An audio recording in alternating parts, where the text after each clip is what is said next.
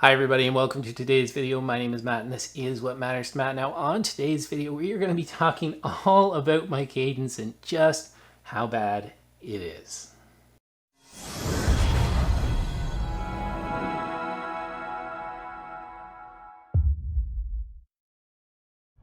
So here we are this afternoon. We're going for a recovery run, 40 minutes and change, however long the cool down is.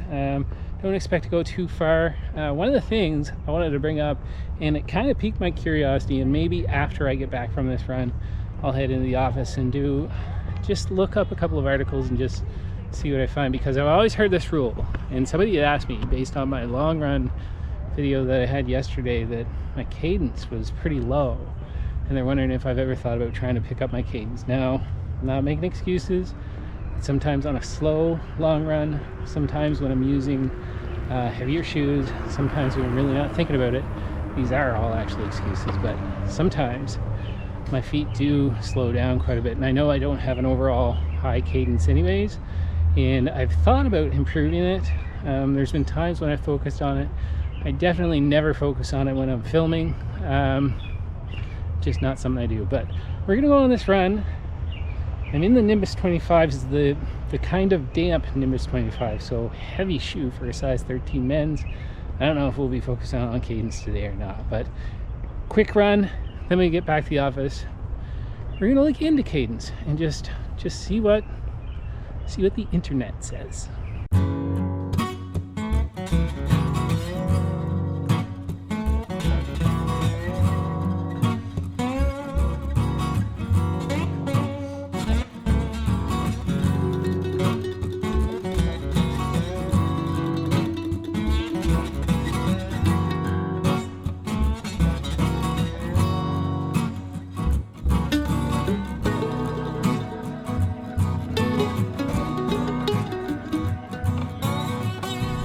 Alright, so that was it for the run. I'm gonna hop in the car, get home, and take a look at these stats because I am super interested.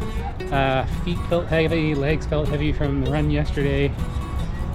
Felt pretty easy though, and didn't really beat my body up. Going quite a bit slower for what I think was probably the heart rate. Anyways, thinking about it way too much now. Really want to dive into those stats. Really want to look at cadence because, you know, wherever there is ground to be made in terms of getting better, I'm willing to have a look at it. So let's get home, look at the numbers, and look at why we would even bother trying to pick up that cadence. What a weird run that was. I must have looked like I was tiptoeing. My stride length must have been incredible.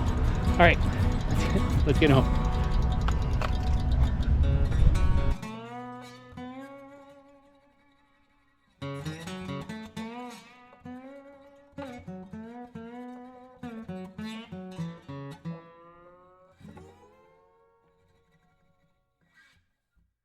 All right, so run went fairly well for a recovery run, and I do have a couple of predictions here that we're going to get into in just a sec, but what I first wanted to say was if you don't actually know what cadence is, and I realize that that might be a new term for some of you who are watching my videos, is that cadence is the number of times that your feet hit the ground within a minute. That's both feet. How many times are you actually hitting the ground within a minute? And there's a couple of different ways that you can measure this. If you do have a Garmin or a Coros or a Polar or a Fitbit, anything that's able to actually measure cadence, most devices now, running devices that are definitely the GPS watches, are going to be able to measure that cadence for you. There's a number of different ways that you can keep track of your cadence manually as well. One of the most convenient ways is actually just to go out on a run, take 30 seconds, pay attention to what one foot is doing, count the number of times that that foot hits the ground, multiply that by 2 because you've got 2 feet, and then multiply that by 2 because you've got a whole minute instead of the 30 seconds. Is it going to be perfect? Probably not, but it's probably going to get you pretty close. And the idea here is not to hit a specific number, and we'll talk about that here in a minute, but the idea is not to hit a specific number. The idea is that increasing your cadence is one way that you can get faster, one way that you might be able to decrease injury because you're shortening up your stride and less impact and all that other good stuff. But we're going to dive into what the Garmin says in terms of how that recovery run went, where I tried to increase my cadence, but I'm going to make a couple of predictions. One prediction is that I feel like my heart rate was probably a little bit higher than I wanted it to be. It's a recovery run, so nothing over 145 for me makes the most sense. Might get over 145, but definitely an average under 145. I have a feeling with the heat and the shoes I was wearing, Nimbus 25s that were still wet from the day before, and just the fact that I was trying out this whole speeding up my feet thing probably raised my heart rate higher than that. The other thing is that I don't believe that my cadence actually got that high. It felt really, really awkward out there. And one thing I wish I had on at the time was actually a heart rate strap, because my old Garmin 245 Music does not measure vertical oscillation at all, and heart strap does, like the HRM Pro. So because I think what's actually happened is I did a lot more bouncing when I decreased the stride length in an effort to increase my cadence. I actually just bounced along more. So I don't even know if my cadence went up that high, more higher than it normally does, but we're going to dive into that right now. Let's go over to Garmin Connect, have a look at exactly what they said about my cadence. All right, so let's dive into that run, and it's been a couple of days. So that was back on the 17th, recovery run Monday after the long run on Sunday, and it looks like the total distance for that run was 7.56 kilometers. Total time 50 minutes and 2 seconds, an average pace of 6:37 per kilometer. And I'm only kind of giggling because normally at 6:37 per kilometer I wouldn't feel that I was working that hard, but I do remember that I felt like I was working a little bit harder than I should have on a recovery run. Let's go down and look at some of those stats. We will hold off on cadence for just a second and look at that heart rate. And the heart rate, average heart rate of 150 beats per minute with a max heart rate of 157.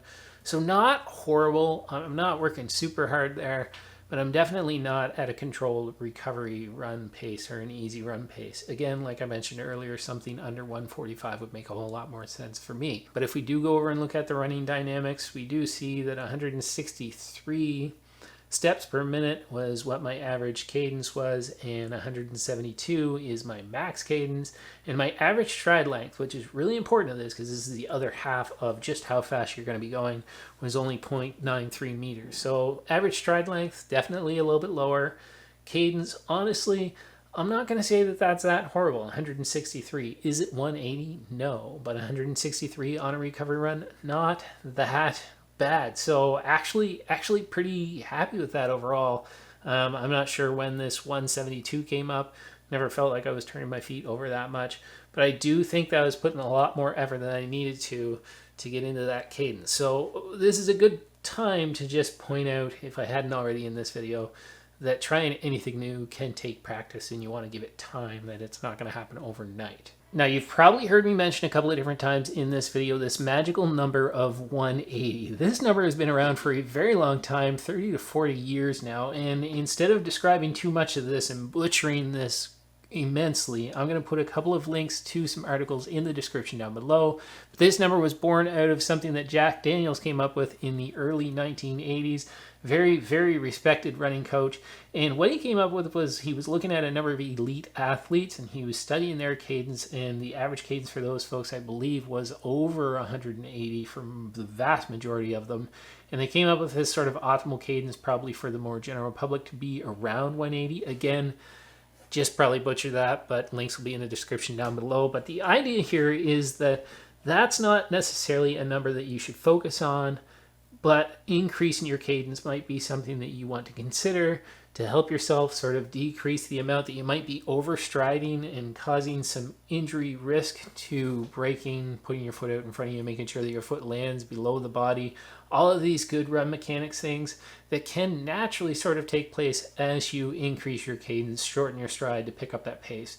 So over the next few weeks, what I think I'm going to be doing is trying to find different ways that I can increase my cadence. What I think is really important if you're looking to do something that I'm looking to do, which is increase my cadence to become a better runner, to become less injury prone, to see if there's different ways that I can get faster, cadence being one of them, stride being the other, is to do this in small chunks. Try different things.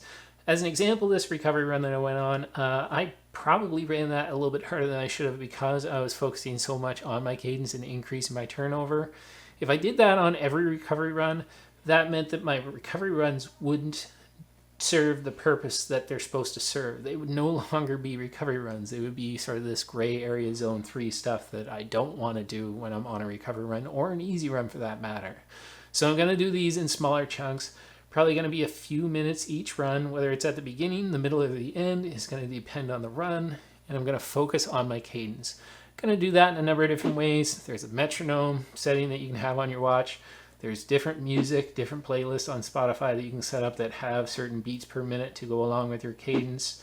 There's a number of different ways that you can do this. As an example, yesterday went on a recovery run with my daughter, and you know, one of the best ways to increase your cadence is to take your 12-year-old daughter, who's much shorter than you are, and try to keep up with her in the foot strike. And I noticed that that increased my cadence without me even trying. So a number of different things that I'm going to try over the next few weeks, but it's not going to be all of my training. If you want to see more of my training and you are not subscribed to my channel, please hit that subscribe button. Comment in the comment section down below. Do you think cadence is actually all that important, or should I just forget about it and just keep pushing and trying to get faster naturally and not focus so much on these types of mechanics?